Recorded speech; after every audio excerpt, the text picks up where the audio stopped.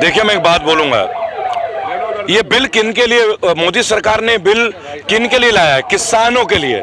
आप ये बात समझिएगा, थोड़ी सी बात, किसानों के लिए है ना। किसान कहाँ मिलेंगे आपको? खेतों में। वो कहते हैं किसानों की मुश्किलात का हल हम संसद में करेंगे।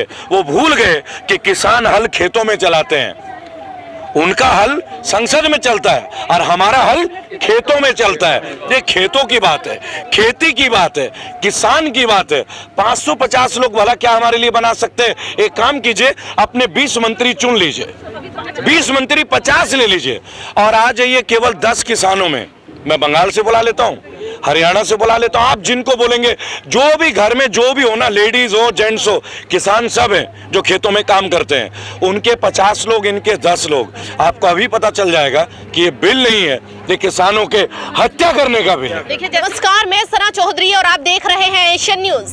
आप सभी का स्वागत है हमारे शो आपकी आवाज में। तो जैसे कि लगातार आज 77 दिन इन किसान आंदोलन को हो चुके हैं, लगातार यहाँ पर किसान धरना दे रहे हैं और आज मेरे साथ यहाँ पर मौजूद है रेबल श्रद्धानंद पति जी।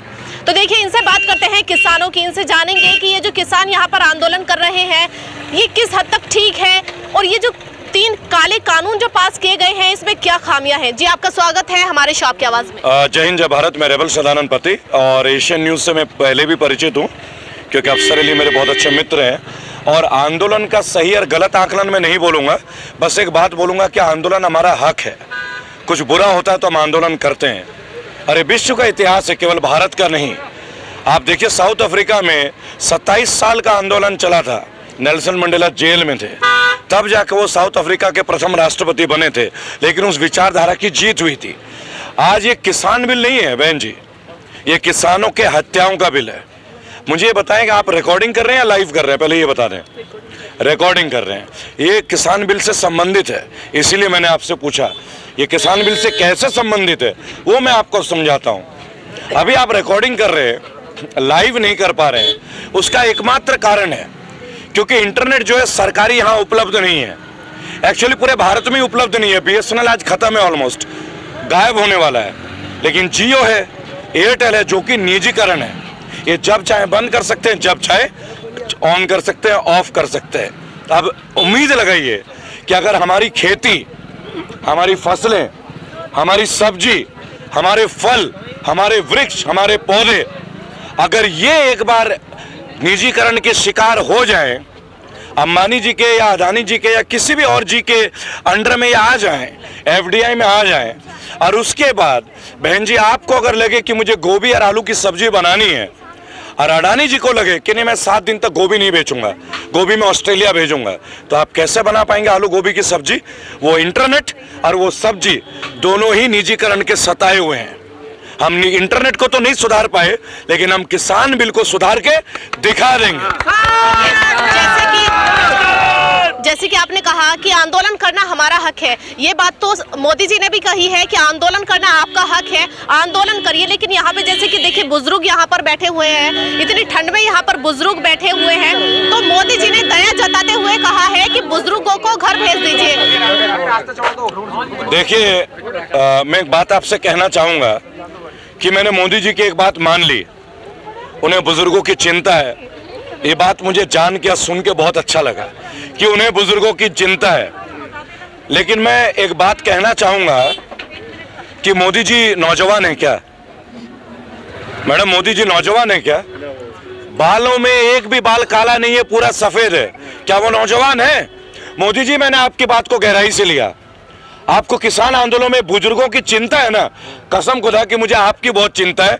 2024 में आपको मौका नहीं दूंगा, आप घर में आराम कीजिए, आप घर में आराम कीजिए। मैं तैयार हूं, आपको बुजुर्गों के लिए अच्छा लगा, मुझे भी अच्छा लगा, आप आराम कीजिए। आखिर कब तक संसद जो है 60 साल के ऊपर के लोगों को देखेगा? युवाओं को मौका कम मिलेगा। ये ऐसा नहीं होना चाहिए कि महेंद्र सिंह धोनी ही विकेट कीपर बने रहेंगे और बाकी किसी को मौका ही ना मिले। तेंदुलकर खेलते ही रहेंगे और हमारे नौजवान बूढ़े बन जाएंगे, लेकिन उन्हें रणजी का आगे मौका ही ना मिले। लेकिन हम संसद को ऐसा नहीं होने देंगे। मोदी जी, सम्मानित तौर पे आपको हम परमानेंट रिटायरमेंट देंगे, आपको भी और योगी आदित्यनाथ को भी। देखिए, जैसे कि कल भी हरियाणा के कुरुक्षेत्र में एक महापंचायत एक महापंचायत थी कुरुक्षेत्र में। तो देखिए, ऐसे महापंचायत करने से किसान आपस में ही बैठ के बात कर रहे हैं, तो इससे तो कोई हल नहीं निकलने वाला। जैसे कि परसों संसद में मोदी जी ने कहा है कि बातचीत के रास्ते खुले हुए हैं, तो यहाँ आंदोलन क्यों कर रहे हैं? आप वहां जाके बात करिए ना मोदी जी से।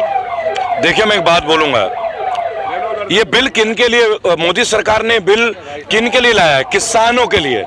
आप ये बात समझिएगा, थोड़ी सी बात, किसानों के लिए है ना।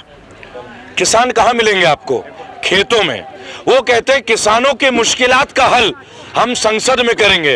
वो भूल गए कि किसान हल खेतों में चलाते हैं, उनका हल संसद में चलता है और हमारा हल खेतों में चलता है। ये खेतों की बात है, खेती की बात है, किसान की बात है।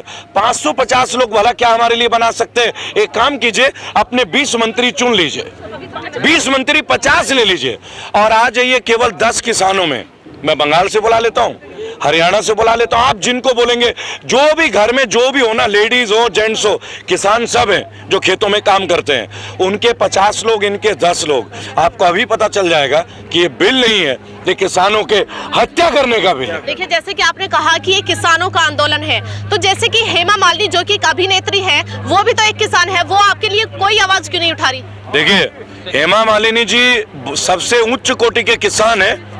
उनके टाइप की खेती इंडिया में नहीं होती, भारत में नहीं होती, क्योंकि वो कैंट आरओ की खेती करते हैं। किसका खेती करते हैं? Cantt RO. कैंट का पानी सबसे शुद्ध पानी। हम आज भी कहते हैं ट्यूबवेल का पानी सबसे शुद्ध पानी। हम देसी हैं, कैंट वाले नहीं है, पहली बात। और हेमा मालिनी जी या उनके पति धर्मेंद्र जी, जो बीजेपी के सांसद भी रहे, और उनके दूसरे जो पुत्र हैं सनी देओल जी 2.5 किलो वाले, जो बीजेपी में जुम्मा चुम्मा भी कुछ महीनों पहले आए हैं। अगर ये सब किसान हैं तो मैं और आप पायलट हैं, मैं और आप पायलट हैं। क्योंकि मोदी जी ने बोला था कि आत्मनिर्भर बनो, आत्मनिर्भर बनो। जाने दो इसको, जाने दो, आत्मनिर्भर बनो। तो आपको एक बात समझना होगा, अच्छे से सुनिए। उन्होंने ट्रेन बेची, एयरपोर्ट बेचा, सब बेचा। किस लिए? आप अपना एरोप्लेन बनाइए और उड़िए, आप अपनी पटरी बिछाइए, अपना ट्रेन बनाइए और अपने ट्रेन में चलिए, आत्मनिर्भर बनिए। जी देखिए, कंगना जी भी आजकल बहुत चर्चा में आ रही हैं, तो उनके लिए क्या संदेश देना चाहेंगे? कंगना जी तो आए दिन तभी आ जाते हैं जब कंगना जी के खिलाफ कोई कार्रवाई होती है, वो तुरंत बीजेपी की माइक पकड़ लेती हैं। महाराष्ट्र में उन्होंने इलीगल अपने 2 घरों को तोड़ के एक घर बना दिया। उनके घर का तोड़ने का आदेश आ गया तो वो तुरंत भाजपा की क्यों, लेकिन ऐसे करने से उनका घर बचा नहीं, वो घर तोड़ा गया। और आने वाले टाइम में जितने भी लोग हैं, कानून सबके लिए बराबर है। अगर मुकदमे हम पे दर्ज होंगे तो मुकदमे उन पे भी दर्ज होंगे। देखिए, ये जो हिंदुस्तान है, भारत है, इस देश से अलग भी किसानों के लिए आवाज उठाई जा रही है कि किसानों के साथ जो बुरा हो रहा है, उसके जो अन्याय किसानों के साथ हो रहा है, उनके साथ न्याय होना चाहिए। देखिए, अभी रिहाना जी ने एक ट्वीट किया था, तो उनकी आवाज को भी दबाया जा रहा है, तो इस बारे में क्या कहेंगे? पहली बात, सना जी, मेरे मुल्क का नाम भारत है, मेरे मुल्क का नाम हिंदुस्तान नहीं है। मैं भारतीय हूँ, भारतीयता की बात करता हूँ। अगर ये हिंदुस्तान होता ना तो रिजर्व बैंक ऑफ इंडिया नहीं होता, हिंदुस्तान बैंक ऑफ इंडिया होता है क्या ऐसा? नहीं है ना। तो आप इसे हिंदुस्तान ना बोलें। और मैं एक बार के लिए इस बात के लिए भी कुछ नहीं कहूँगा कि आप हिंदुस्तान या भारत बोलो। मेरी प्रॉब्लम तब है जब आप हिंदुस्तान और भारत में फर्क महसूस करते हो। मुझे है दिक्कत इस बात की, क्योंकि मेरे देश का नाम भारत है, आज से नहीं सदियों से। राजा भरत के वंशज, जाइए उन हिंदुत्ववादियों से पूछिए। मैं हिंदू हूँ, हिंदू ब्राह्मण हूँ, लेकिन मुझे हिंदुत्व का पाठ उनसे बेहतर मालूम है। क्योंकि आज बीजेपी में मोदी जी का कद बीजेपी से बड़ा हो गया, लेकिन आप ये भूलिए मत, वो भारत के प्रधानमंत्री हो सकते हैं, लेकिन पहले भारत है, फिर बाद में कोई मंत्री या संतरी है। तो देखिए, जैसे आप बिल्कुल निडर होके हमारे देश की सरकार की तारीफें करते हैं, तो आपको डर नहीं लगता क्या? देखिए मैम, जब पहली बार जेल की यात्रा हुई थी, मैं आपसे झूठ नहीं बोलूँगा, तब डर लगा था। क्योंकि पहली बार जेल की यात्रा और वो मार मुझे अभी भी याद रहेगा। लेकिन एक बात सोचिए, अब हम लोग भी ढीठ हो गए मैम। जिस तरह प्रधानमंत्री है ना, वो कहते हैं हम वापस नहीं लेंगे, हम भी जिद्दी हो गए। भारत की मिट्टी के कण कण में एक अभिन्न चीज है। भाई थोड़ा इधर हो जाएगा, गाड़ी निकल जाने दीजिएगा। ये जो देश की मिट्टी है ना जी, इस मिट्टी में बगावत के गुण है, और ये बगावत के गुण केवल गलत नीतियों के अगेंस्ट है। हमारे मुल्क में बहुत सारे लोग आए राज करने, हमने सबको गले से लगाया कि आइए, रहिए, जाइए, खाइए, हमने विरोध नहीं किया। लेकिन जब कोई लूटने का प्रयास किया ना, तो बागी जो है वो हर युग में पैदा हुए हैं। और मैं तो एक बात के लिए धन्यवाद दूंगा मोदी जी को कि मोदी जी आपने जीएसटी से हमें तोड़ा, धन्यवाद। आपने काला धन के नाम से हमें तोड़ा, धन्यवाद। आपने अखंड भारत के नाम पे इतने ढोंग फैलाए, धन्यवाद। और सर्वप्रथम बहुत बड़े पैमाने पे आपका धन्यवाद कि आपने किसानों पे प्रहार किया, क्योंकि अगर आप किसानों पे प्रहार नहीं करते आज हम अखंड भारत का ये नजारा नहीं देख पाते।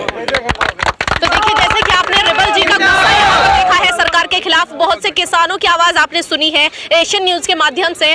तो देखिए, इनकी एक ही गुहार है, एक ही मांग है सरकार को लेकर कि ये 3 काले कानून जो सरकार द्वारा पास किए गए हैं इन्हें वापस ले लिए जाएं। तो आज की रिपोर्ट में फिलहाल इतना ही। मैं सना चौधरी, एशियन न्यूज।